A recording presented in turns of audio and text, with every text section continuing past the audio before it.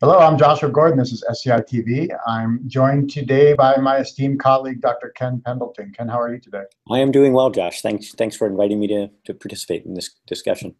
So, Ken, we haven't done one of these in a while, but the world speaks loud and asks for us to have a conversation, so we're going to do it. A lot's been going on right now with some of the recent comments from our current president, who's put the NFL and some of the protests and politics and around the national anthem into his crosshairs. So there's been a large public debate and a large response from the NFL, from teams, and from individuals around this topic. So I figured we'd first, before we got into the current, we'd start with a little bit of a historic backdrop. Even a little bit, I think it'd be helpful to give our audience some insight into why do we even have the national anthem at ball games, at the NFL, at baseball, et cetera, and then a little bit more of the backdrop as well. It's interesting because it sounds like a given that national anthems are part of going to games. But in fact, if you look at the English Premier League, for example, there's never a national anthem before any of their matches. And I presume that British people are every bit as patriotic as American people are. And nonetheless, so it's a very practical decision. But let's sort of, that has been made to sort of tie, to use the anthem as a sort of a unifying moment that's supposed to bring us all together and with a kind of reverence for our country before games. And so, but let's sort of back up and look at the larger context of that. I think there's two things about sports that we've been hearing a lot that in the last couple of weeks, and by people who are critical of Colin Kaepernick and the NFL players and Steph Curry, et cetera. And that is the idea that our sports in general are supposed to be an escape from the rest of life, right? Earth is a taskmaster, as a guy named Chesterton put it. Heaven is a playground. And so we love the idea that for a little while we can escape on Sunday and watch a football game. And more specifically, sports is supposed to embody one of our most cherished ideals, which is the level playing field.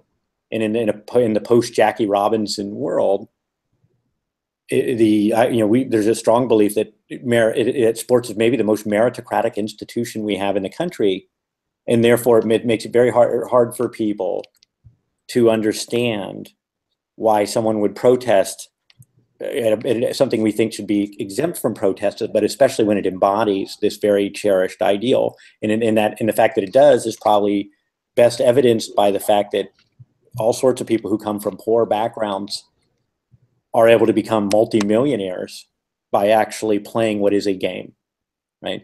Now, the other side of that, however, is that sports has always been political, right? It's just there are times when we don't recognize that, or we have there's enough shared consensus where it's invisible. And then there are times such as with Muhammad Ali or Tommy Smith and John Carlos in 1968, or to use another example, because I think it's very illuminating, in the Winter Olympics earlier that year, a Czechoslovakian figure skater refused to look at the Russian or Soviet who had won the gold medal because it was months after Soviet tanks had gone into Czechoslovakia, and that person suffered great cost for having protested that at that time in Eastern Europe. But would we say that was wrong for that person to do? I'm not so sure. In other words, under normal times, if let's say before the tanks had rolled into Prague, it would have been inappropriate for that person not to acknowledge the victory of a Soviet ice skater. But given the political events that unfolded that year, it seemed perfectly appropriate for that person to have done that. So the question then becomes, is there some kind of larger issue in our society that makes people feel like they have to raise a voice? And that's clearly what Colin Kaepernick thought. That's what members of several NFL teams thought, and it was evidenced by either taking a knee or staying in the locker room in some instances, or in one instance, a player who mimicked Tommy Smith and John Carlos and did the Black Power salute. They clearly feel that there is some kind of deep injustice that requires them to protest something that normally we would all come together as a form of unity. In other words, what they're suggesting is there's a lack of actual unity in our country, and that sports can't mask that, despite the fact that it embodies some of the best ideals of our country in terms of meritocracy. So that gives a little bit of the historical backdrop. And certainly you can see the strong polarizing effect that some of this has had, where you have individuals who are very, supportive of the protest, feeling like this is bringing a real service in terms of putting it into the national dialogue, all of that. And then you have others who, I don't know if you've seen some of these videos going out through Twitter and other places, but they're burning their tickets, they're burning jerseys, they're saying they will never watch the NFL again because of these protests, and that this is really an attack on the U.S. and an attack on some of the things they see as representing things like the military and service and patriotism. Let's talk a little bit about the league response itself. And then, of course, each team has kind of their own nuance as well. Yeah, so I think the first thing that the league faces a really huge challenge. And so let's put this in context. First of all, football is, by an order of magnitude, the most commercially popular sport in the United States. Right? And part of that, and this makes it much more complicated for the NFL than it does for other sports, is that part of that appeal is that it's able to resonate with very different audiences. And I think the best illustration of this might be to ask, why did the Dallas Cowboys become America's team in the late 1970s, right? And the answer to that, if you think about it, is they appealed to everybody with part of the way their organization was set up. The Tom Landry and Roger Staubach appealed to the Christians by how they conducted themselves on the field and by being excellent at what they did. At the same time, they were the most modern organization in a lot of ways in terms of player acquisition and development. They were the first team that used an IBM 360, or one of the first teams that did it. Their uniforms were incredibly sort of sleek and modern. The defense, the flex defense that Tom Landry developed was very radically different than every other defense. They used the shotgun on offense. There was a real sense of sophistication that sort of appealed to the sophisticated football fan, but also sort of spoke to modernity in a way that, say, the Packers didn't with running the power sweep. At the same time, the cheerleaders appealed to the hedonists, right? And so if you're old enough to remember the Super Bowl the coverage of Super Bowl 12 in 1978, they must have shown the cheerleaders from the Cowboys, a few dozen times during that game, right? And so they were offering up the eye candy for the casual fan who just wants to watch some exciting football and at the same time, sort of has some other gratuitous entertainment involved. So they sort of appealed to everybody from the devoutly Christian to the degenerate heathen on some level. And so the NFL, if you think about it, has managed to maintain that. Almost all, it's now taken for granted that all teams, more or less have cheerleaders. Most teams do. The game is even more sophisticated. You watch NFL Network or ESPN. The level of coverage is just incredible in terms of the amount of detail we're able to get for the obsessive fan. At the same time, they want to actually maintain that traditional customer base. And you say, well, wouldn't all sports want to do that? I think they would, but they struggle to. So, for example, the NBA, is it surprising that Greg Popovich and Steve Kerr have been the most outspoken in defense of the players, given that the NBA's audience is embraces a much more multicultural country? At the same time, as the Warriors were either refused to go to the White House or were denied access to the White House, did I break up with you or did you break up with me? The Pittsburgh Penguins announced that they're going to the White House, and hockey is a much more conservative sport with very few African Americans or Afro-Canadian participants. And NASCAR, I don't know if you saw Richard Petty's comments on Sunday, but he would follow what President Trump asked to do straight away with anybody in his pit crew who would take a knee before an anthem before a NASCAR race. And Joe Madden struck a similarly conservative tone when he was discussing what he thought would be an appropriate sponsor for the Chicago Cubs. And again, baseball at this point has largely lost the African-American community. So I'm not sure Joe Madden was explicitly thinking of that, but it is really interesting to think of that those sports are in a way able to take up sides in a way the NFL is hoping not to. So what did Roger Goodell do? He came out for his players, but he tried to do it in the language of unity. Right, and so the locking arms has become this show of unity. That sports is about unity, which ties back to the level playing field and this idea that we want sports to be above the societal fray and the societal issues. At the same time, however, right from the very beginning, we saw two really conspicuous things. Lots of African American athletes protested, as I mentioned before. Very few white athletes actually protested. if you noticed, if you count locking arms as being a gesture of unity, as opposed to taking a knee, staying in the locker room, or a Black Power salute. Very few white athletes engaged in a similar protest. And so the NFL, I don't know that Roger Goodell is going to succeed, but he has a huge incentive. As you mentioned, President Trump called for a boycott. I can tell you as a DirecTV Sunday ticket holder, DirecTV let it be known that if you want to cancel your subscription because you're uncomfortable with these protests, they will give you back your $280 3 weeks into the season.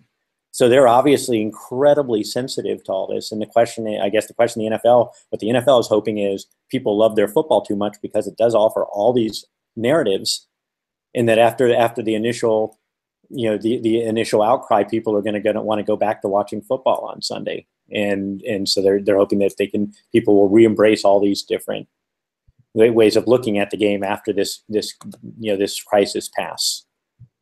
So most forms of entertainment and community have continued to go down the trend of being more segmented and more fragmented, and not towards a unifying platform. And the NFL largely, even with some of its controversies in recent years, has maintained its ability to engage consumers across the spectrum. Is this a moment where that may no longer be possible despite Goodell's efforts? I mean, I definitely think that's the challenge, and it's never been expressed this implicit, this in such an explicit term. And I actually go back to and a few of you might remember this. ESPN started running a show. I'm guessing it's about 12 or 13 years ago now. It was called Playmakers, and legend has it that on the very first episode, which had all sorts of things, a guy happening, guys paralyzed, off the field drug use, all sorts of things were occurring. Paul Tagliabue, the then NFL commissioner, was so aggrieved that he called Michael Eisner and basically warned the head of Disney, which owns ABC and ESPN, that there could be very bad long-term consequences if they were to continue to run Playmakers. And indeed, after one season, Playmakers was canceled. So, now we have Ballers on HBO, which not only has every bit as controversial a subject matter, as I would argue is far more explicit because it's on HBO, not ESPN, but actually it involves the full participation of the NFL. They allude openly to teams. For example, they actually court controversy. So they showed an episode where one of the players was supposedly being signed by the New England Patriots, and he already had some potential concussion issues, and he brought up that there might be some psychological issues. And the representative of the Patriots said, "I'll be right back. I'm going to call my organization," and essentially just got in his car and drove away. Like, no way, we're touching this. And so the NFL is now willing to embrace controversy that for a long time they basically tried to act like it didn't exist. So I remember after Playmakers came on, they had Deion Sanders on the NFL pregame show on CBS, and they had Boomer Esiason. And Boomer Esiason tried to suggest that Playmakers was completely over the top and that these kind of things didn't occur. And Deion Sanders, having played for the Dallas Cowboys in the 90s, looked at him and said, basically, Boomer, I can tell you all these things occur. But the point is, they tried to downplay it and act as though they basically went for this very wholesome narrative. Whereas now the NFL is trying to reach out to younger audiences, and they're trying to allow for a plurality of narratives, but they still want to appeal to everyone. So the difference is, before they wanted one narrative, they wanted everybody to buy into in some level. Now they're sort of acknowledging we're going to allow, for example, the courting of controversy in a way we didn't before, because we know that actually draws interest in the sport.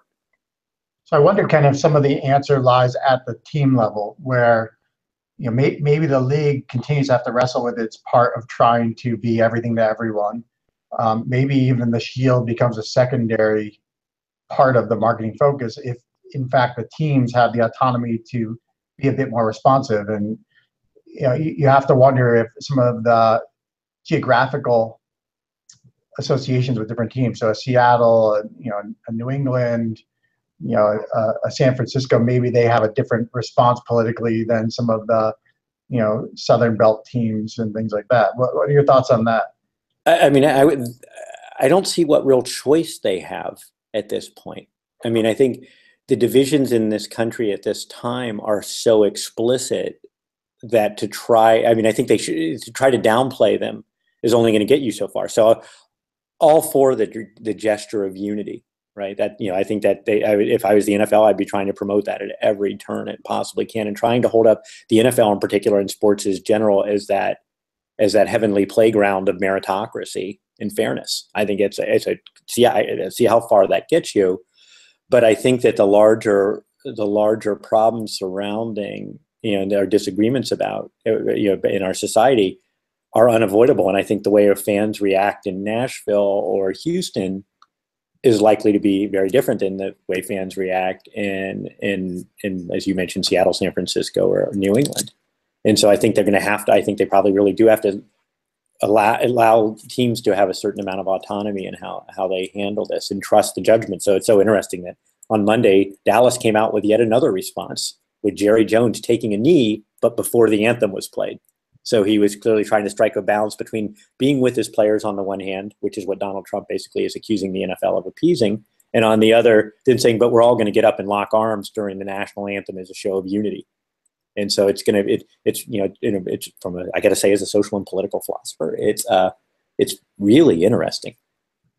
I would say one of the really kind of challenging dynamics for both the league and the teams right now is that you see, their older fans are okay with any attempts to try and stay out of the fray. They are fine with the league trying to play it neutral. They're fine with the league trying to do very little in this space and keep it separate from politics if possible. But that's very different than the millennials and the Zs, who they want their brands that they put their money and time into to stand for something. They want them to have an authentic voice. They want them to be part of representing their own belief system. And does that mean then that as they're trying to reach these younger customers, they're going to be caught in this really challenging bind if they're trying to listen to all the good data that, you look at a Nike or any of these kind of folks, they've come out and taken very strong political stands as brands, right? So you had the equality movement coming out of Nike. Obviously, there's a number of folks who won't buy Nike because of that movement, right? And there are others who feel passionately about it because of it, especially some of the younger demo. Right. What is the league going to have to do in terms of, are they going to have to finally take a stand in a broader way? Are they have to double down on this? Or are they going to be able to stay for the time being at the league level in this more neutral space, and then maybe allow it to be at the teams like we've discussed? Right. Well, I mean, let's back up a little again. And what's really unprecedented about this to me is the fact that ownership has taken such a pluralistic and I can see how someone on the far right would say, or someone who's conservative, never mind far right, just conservative, would say sort of liberal stand on all of this. And so the idea that you would see all these owners actually even out there, compare that to the way even 20 years ago, Mahmoud Abdul Rauf, when he refused to stand for the national anthem, was effectively marginalized and eventually out of the league within a matter of time, despite the fact that he was clearly, he was a better basketball player than Colin Kaepernick was a football player, and both of them are clearly quite employable. But more generally, the old view would have been the idea that owners would never have tolerated this kind of dissent, and people like John Carlos and Tommy Smith were they were sent packing from Mexico City in a matter of hours after their protest, and they were effectively marginalized from any participation in the track and field world for their lives over this. And Muhammad Ali fought through it, but it was boxing as a unique circumstance, and there's never been a more unique person than Muhammad Ali. And so, a couple things. Let's use Ali here. First of all, protest often becomes more popular over time. At the time that Martin Luther King was doing nonviolent protests, the vast majority of Americans still thought it was inappropriate for him to do them. But now his disapproval rate is 4%. In other words, it really is a small minority of people. Muhammad Ali, it went a similar path, right? I mean, he was so disliked, not only by the people who were conservative, by the establishment, that the New York Times would not use Muhammad Ali as his name till 3 years or so after he actually gave up the name Cassius Clay. And so, but yet by the time as he got older, he became, the most beloved figure in all of sports, and a unifying figure. And so I think the NFL has a really interesting issue gets back to what you talked about before, which is they have this solid base of fans, an older audience that, you know, that consumes the game in this very traditional way. But the future, and I think this is what Nike, Adidas, the NBA are betting on, the future is that you're going to have much younger fans who are much more pluralistic, and also where you take questioning authority as something that's perfectly appropriate. Anybody who's raising a child nowadays knows that the days when you could tell children to do things without having to give them explanations is well and truly past in most homes. And so I think that I think that if they have to make this, if they have to choose a side in this, and I think they're going to do everything they can to avoid it. And I think, but if they have to choose a side, I think you saw most of the owners realizing they have to choose the side with their players and with the younger fans. And so it'll be interesting to see if that continues.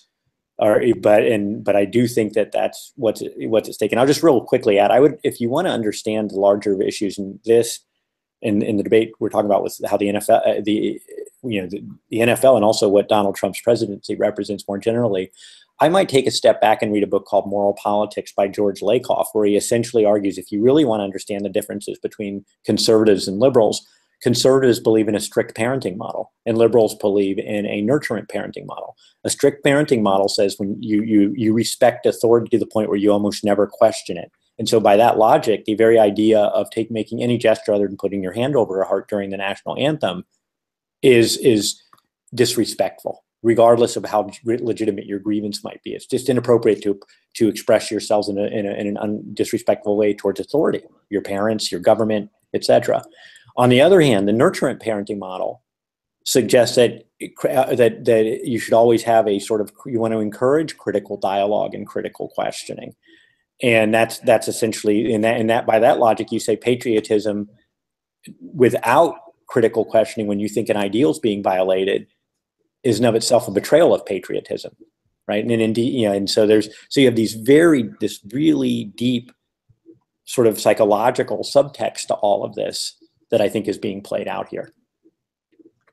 Ken, really interesting insights. And I think in wrapping up, one of the things I'd like to highlight is that, you know, at the end of the day, there really aren't too many aspects of society where we do come together. It's not going to be the opera, right? That's a subset. It's not going to be any of these other parts of society. It's not going to be a church or a temple or any of these things. It's still going to be sport for the time being. But this is where we come together and we're forced to have conversations that maybe we've been avoiding as a society. And, you know, one of the things I do appreciate is that the type of conversation you and I are having today is one that I think is repeating itself throughout homes and bars and on playing fields throughout the week, and will continue, I think, in the weeks ahead. So in that way, it's hard not to argue that there's some success in this if you're from the perspective that the status quo isn't working for folks. Yeah, I hope that you're right, and that sports can facilitate that, you know, that kind of respectful dialogue. And it would start with trying to understand the perspective of the other side, saying, you know, instead of just dismissing someone who's mad at these protesters, try to understand why are they mad at these protesters? What kind of cherished ideals do they feel are being violated? At the same time, the people who are more traditionalists should say, why are these people protesting? And indeed, that, for example, is where Vince Lombardi came to by the end, shortly before he died. He had been a very traditional authoritarian and actually had given speeches before, like the National Manufacturers Association, about the breakdown of authority in America. But when he had cancer and he was closer to his death, he basically said, we need to understand this generation and why they're objecting to the Vietnam War, because without it, we're just going to have, you know, unnecessary antagonism. So, and I think what I would beg is that both sides, Richard Sherman needs to understand the white players on the Seahawks better, and players and the white players need to go, why are these guys protesting? Why do they think that they know all lives matter? Why do they feel a need to emphasize that black lives matter? And I think that would be, you know, my hope would be that we could actually use sports as a platform for that discussion, so we can reach a consensus, so that I can go back to just watching Sunday Ticket on DirecTV. Yeah, no one's ever been worse off for too much dialogue, usually not enough. So thank you, Ken, so much. I appreciate the conversation, and I look forward to doing it again soon. Well, thank you, Josh. I'm happy to